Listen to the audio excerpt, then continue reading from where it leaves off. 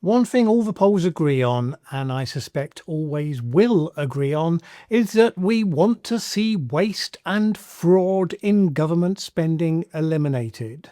I've certainly talked here before about the bloated UK state, the fact that all Western governments, but particularly the United States, are running unsustainable mountains of public debt.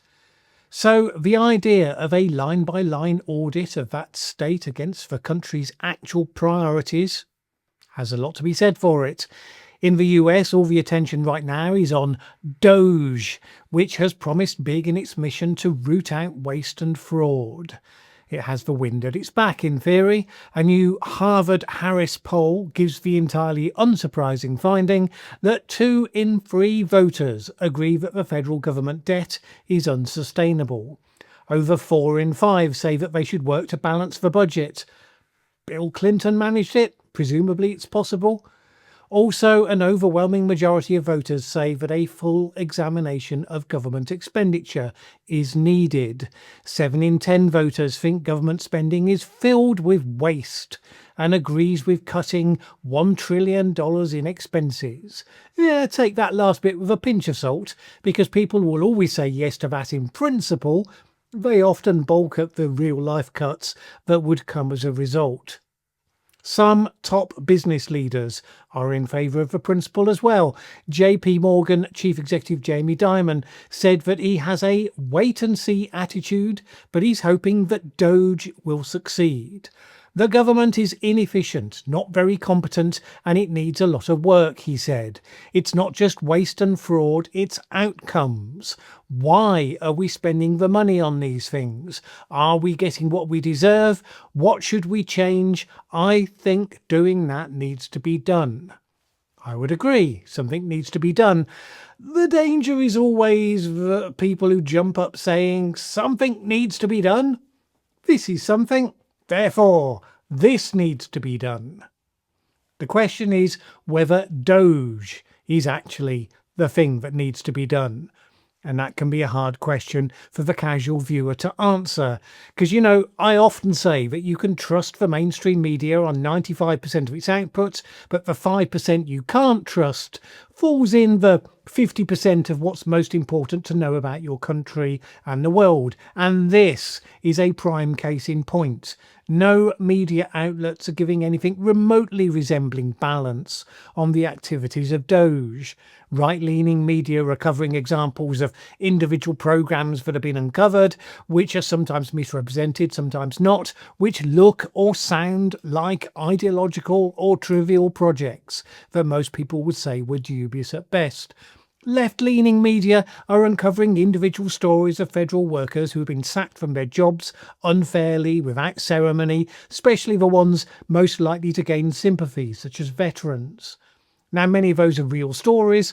Some are local media outlets that are right-leaning are also covering those stories, but you also have to be wary of people overstating their situation or concealing a political affiliation, because that sort of thing happens as well. Just means you can't take any of this at face value. You have to double check everything and preferably look for data, not anecdotes. That said, it does seem hard to avoid the conclusion that some of the things claimed for the operation so far by Trump and Elon Musk are not evidenced. So, for instance, on February the 11th, Trump said that the work of Doge had turned up, quote, billions and billions of dollars in waste, fraud and abuse. The claim has been repeated often and seems to have gained currency, as it has been, as an obvious and undisputed fact amongst the faithful. However, fraud is actually quite hard to root out. If you could get a computer geek to just scan hundreds of thousands of entries and pull it out at first sight, more people would detect fraud on a routine basis, so that people will be disincentivized to ever try it. The fact is that all of the cuts of programs that Doge has reported at the time of shooting this video anyway, not a single instance of actual fraud was included. Fraud is the kind of stuff that ends up in the courts by definition. So far, nothing is going in that direction. Arguably, not a single instance of waste. has been either discovered. As generally defined, the Government Accountability Office says that waste is, quote, using or expending resources carelessly, extravagantly, or to no purpose.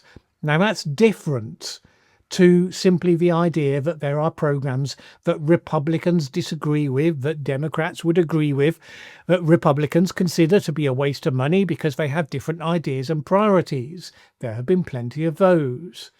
Some commentators on the right have quietly taken that point. Sean Hannity for Fox News, for instance, has stopped talking about fraud and waste, instead refers to the programs and agencies targeted by Doge as being guilty of, quote, wrongful spending. Jessica Tillotman, Associate Dean for Government Procurement Law at George Washington University, told Al Jazeera, "Nothing they have identified is, to my knowledge, evidence of fraud or corruption. Fraud and corruption are crimes. This administration simply has different spending priorities than the last administration, but to label all of it as fraud or corruption is extremely misleading." Since the media can't bring itself to be impartial about this issue, it's worth checking on the professional data crunchers who are motivated principally by what will or won't make them money. The bond market. Currently not convinced. If Doge was going to substantially cut government spending and reduce the deficit, you would see that reflected in the price of government bonds. Right now, yields are up, meaning that the cost of government debt remains high, reflecting higher risk, lower confidence. Elon Musk acknowledged this, saying, quote, "The bond markets do not currently reflect the savings that I'm confident we can achieve." Doge proclaims that it has brought down spending by $55 billion so far. Financial experts have gone through the itemised breakdown line by line, and they've identified only around a third of that amount, and that's even assuming those savings can be realised in practice. But even if the full figure were correct, it counts for less than 1% of the $7 trillion annual budget and is barely a scratch on the $1.8 trillion deficit. Kent Smetters, economics professor at the University of Pennsylvania, said, quote, "The actual cuts so far have been small and the relatively larger cuts have been mostly curtailed by court actions. It's just not enough to appease bond markets that are seeing a ballooning deficit." On the plus side, Doge is actually enacting cuts. In the past, what would normally happen, and what many expected in advance to happen with Doge, was that there would be a committee that would make recommendations, most of which would just be ignored by Congress. Musk said that he thought $2 trillion would be able to be cut, a figure which just about everyone dismissed as outlandishly unrealistic. Even $200 billion of savings a year would still be an impressive outcome, though, although it wouldn't be enough to deal with the deficit, so more would have to happen affecting the sort of programs that people care more about. But it's hard for anyone to really tell what is going on. One reason the media is not much help in answering the question is that, for all that Musk goes on about Doge being maximally transparent, really? Nah, not so much. Financial experts such as Ian Lingen, the head of US rate strategy at BMO Capital Markets, said that the process was opaque and the details scarce. He said this, "There isn't any practical way for investors to evaluate the effectiveness of the Doge initiatives at this stage, and it's difficult to envisage any true clarity for the foreseeable future." This was something he wrote in a note to his clients. Hence, the US rates market has become desensitized from Doge headlines. So some big questions raised over Doge's actual performance in cutting those large amounts of spending. But the biggest questions are coming in from the nature of its slash and burn approach to the jobs of federal employees. Most recently, Musk has created a major backlash by sending emails to 2.3 million federal workers demanding that they send him 5 bullet points of what they accomplished last week. And if they don't, they might be fired. It wasn't only political opponents who were not impressed by that move. The brand new FBI Director, Kash Patel, and the brand new Director of National Intelligence, Tulsi Gabbard, both instructed their employees not to respond to Elon Musk. They, not outsiders, would be the ones to evaluate their employees' performance. Thank you very much. Also, top officials at the Department of Defense and the Department of State and Homeland Security and the Department of Commerce and National Institute of Health and the Internal Revenue Service and the Department of Energy and NASA, and heck, the list goes on and on. So, a major rebellion prompted by Elon Musk's approach. And it's not surprising, even in the private sector, Musk's extreme top-down slash and burn approach is considered something of an extreme outlier. Sometimes seen in companies that are in distress, needing to make mass layoffs really quick as a way to reduce costs. But even then, those companies are generally led by people who know the business or by people who closely consult with them, so they have a better idea which part of the workforce needs to be let go to leave a higher caliber core to rebuild from. While Musk has suggested that Doge is carefully purging the workforce, firing only low-performing employees serving in non-critical roles or recent hires on a probationary status, that does not seem to be supported by the known facts. For one thing, anyone with the designation of probationary is being pulled out, including long-standing people who were recently promoted, presumably good at their jobs. But recently promoted people have probationary period for their new role. They got pulled out, summarily fired. In a number of cases, employees who had received a mark of achieved excellence from their bosses, they were terminated. All of them were told it was because of their performance.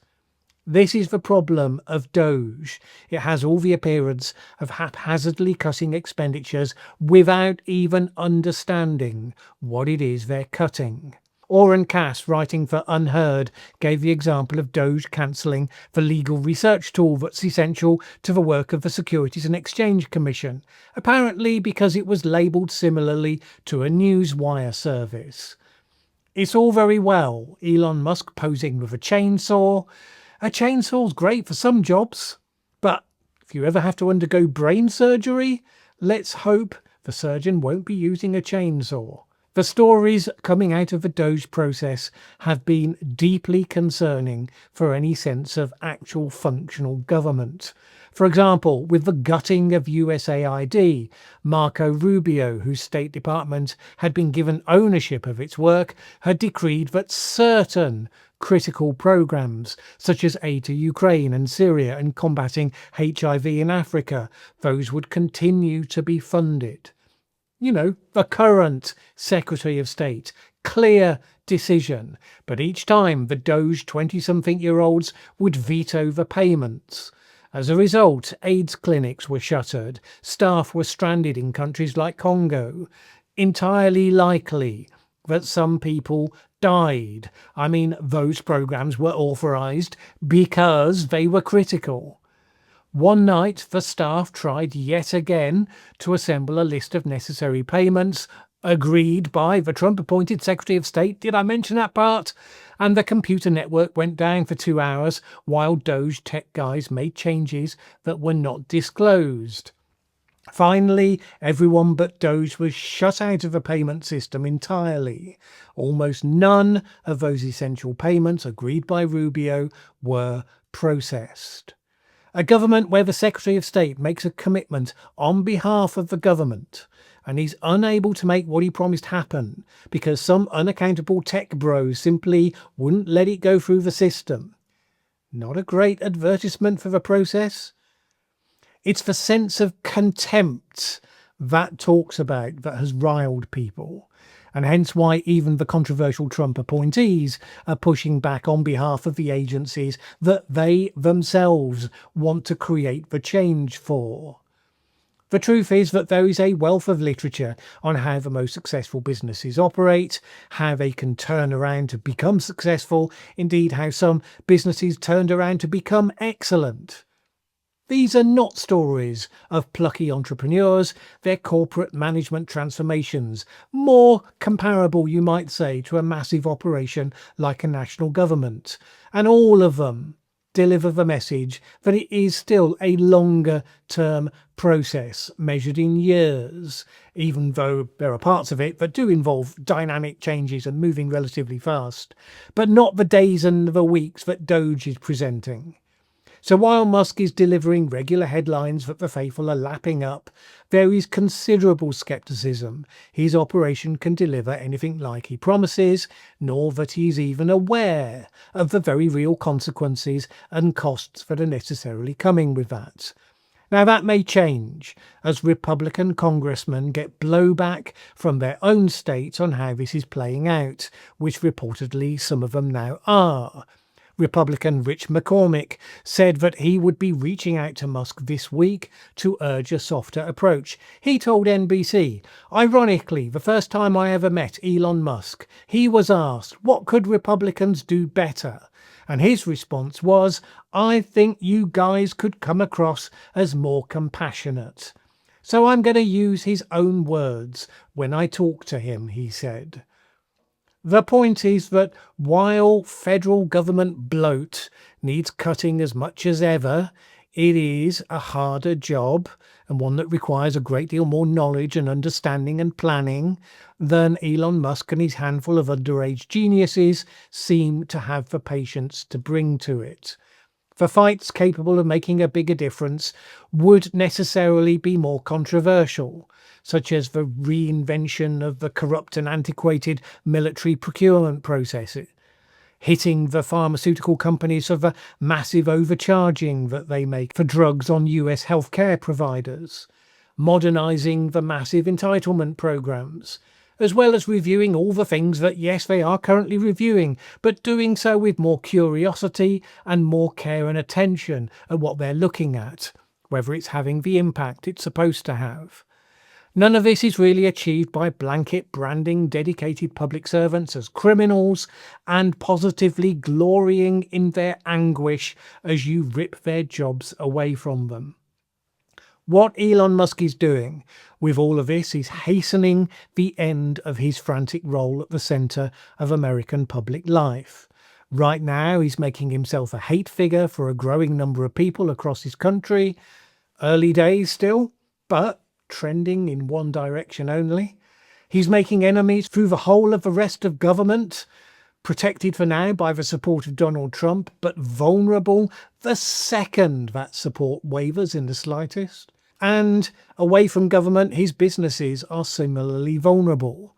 For example, Musk's attempts to interfere in European political life, in addition to his role as Trump's principal stormtrooper, has not done sales of Tesla cars any good, at least not in Europe, down 45% from the previous year.